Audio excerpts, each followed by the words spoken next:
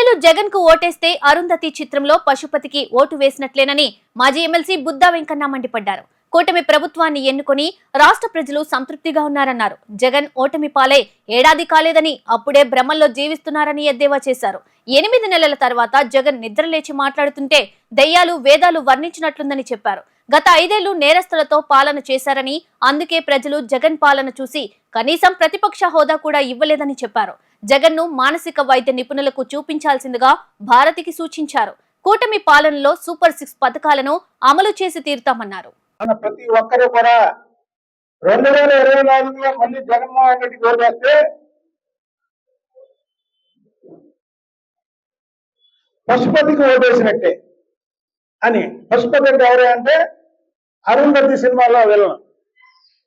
పశుపతికి ఓటేసినట్టేనే ఈ రాష్ట్రాన్ని ముందుకు తీసుకెళ్లాలంటే చంద్రబాబు నాయుడు వల్ల ఇద్దని చంద్రబాబు నాయుడు గారికి పట్టం కట్టారు.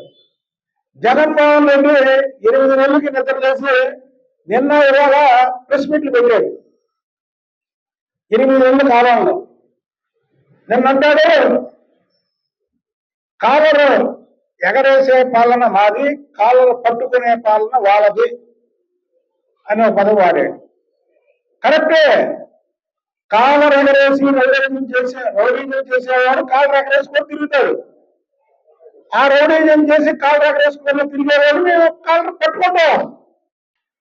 అసలు జగన్మోహన్ రెడ్డి మానసిక వైద్యం దగ్గరికి వెళ్ళాలి. భారతం మన ఆ విజయమ్మ గారు లేరు, పాపం షర్మిల గారు లేరు. ఈయనకి మానసిక వైద్యం చేయించడానికి ఎవరో సాహసించట్లా.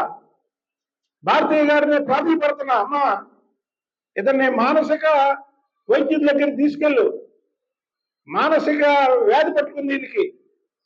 మాటస్తే 30 సంవత్సరాలు 2020 స్టార్టింగ్ నుంచి